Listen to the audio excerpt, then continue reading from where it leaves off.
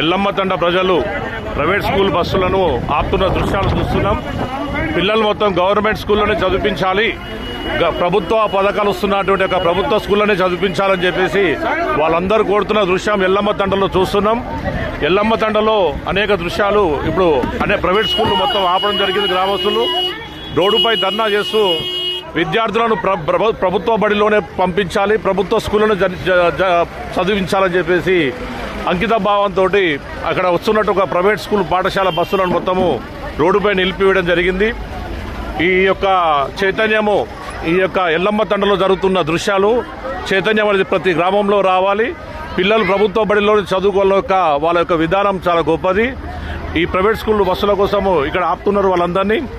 ఇక్కడ స్కూల్ బస్సులు మొత్తం గవర్నమెంట్ స్కూల్లో చదువుకోవాలని చెప్పేసి గవర్నమెంట్లోనే ఉండాలి పిల్లలు మొత్తం అని ఎల్లమ్మతండ గ్రామ ప్రజలందరూ కోరుకుంటూ రోడ్డు మీదకి వచ్చి ప్రైవేట్ వ్యవస్థను ఆపి మా పాఠశాల మా ప్రభుత్వ బడిలోనే చదువుకోవాలని చెప్పేసి కోరడం అనేది ఎల్లమ్మ తండ్ల ప్రజలకే సాధ్యమైంది.